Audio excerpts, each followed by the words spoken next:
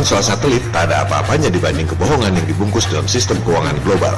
Mengeruk uang Anda, menjarah masa depan anak cucu Anda, menjerat Anda dalam utang yang tak akan mampu Anda bayar tanpa Anda sadari. Mari kita gunakan fakta dan angka. Silakan Anda buka laporan keuangan Bank Indonesia. Jumlah uang yang beredar 586,7 triliun. Kita semua kerja banting tulang seumur hidup cari uang. Jumlah uang yang dicari ya 586,7 triliun itu. Tahukah Anda bahwa di luar uang yang 586,7 triliun itu, Indonesia mendanai pengusaha elit global lewat mekanisme surat berharga asing sebesar 1.105 triliun rupiah, 2 kali lipat dari seluruh jumlah uang yang diedarkan pada masyarakat Indonesia. Bagaimana ini bisa terjadi? Masyarakat, perusahaan, dan pemerintah taruh uang di bank. Bank terima uang Anda dan bayar bunga pada Anda. Bank kemudian menggunakan uang Anda untuk kasih kredit kepada pihak lain. Other people's money. Bank terima bunga kredit yang bunganya lebih besar dari bunga simpanan. Bank hidup dari selisih bunga tersebut. Di samping salurkan kredit, bank juga menyimpan uang di bank sentral. Sehingga dana masyarakat, perusahaan, dan pemerintah sebagian disimpan di bank sentral. Pemerintah bahkan bisa taruh uang langsung di bank sentral.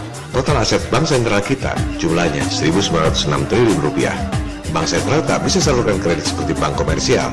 Lantas, ditaruh di mana uang-uang itu? Sebagian kecil, kurang dari 2%, disimpan dalam bentuk emas. Cuma 36,7 triliun.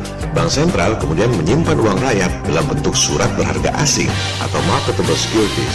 Jumlahnya 1.105 triliun rupiah. Artinya, Indonesia mendanai pemerintah-pemerintah asing dan perusahaan-perusahaan asing yang kaya raya 2 kali lebih banyak dari mengedarkan uang kepada rakyat Indonesia. Bagaimana elit global bisa dapat pinjaman dari uang rakyat Indonesia 1.105 triliun? Cukup dengan surat kas bond. Saya terbitkan surat bond 1 triliun rupiah misalnya. Surat itu dibeli oleh BI dengan uang rakyat. Saya dapat duit 1 triliun tanpa jaminan. Bayangkan, Anda perlu kredit dari bank aja susahnya bukan main. Kalau Anda lalai, Anda diuber-uber debt collector.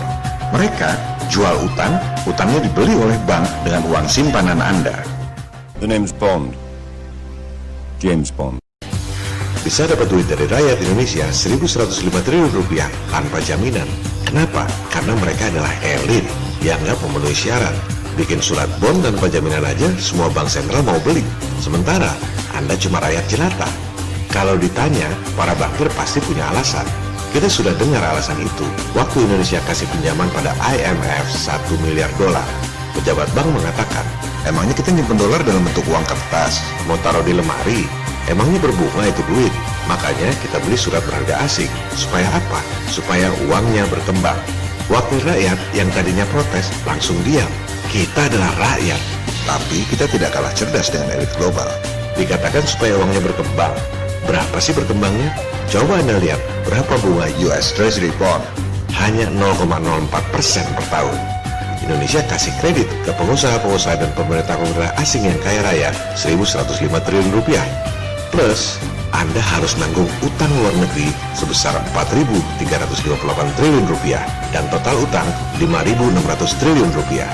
Jangan salahkan pemerintah, jangan salahkan pejabat bank. Di negara-negara lain juga begitu. Sama seperti satelit, semua hanya ikut sistem yang diciptakan oleh elit global. Semua orang bekerja tanpa sadar untuk kepentingan mereka. Inilah sistem yang menguntungkan segelintir elit dengan merugikan umat manusia lain di dunia.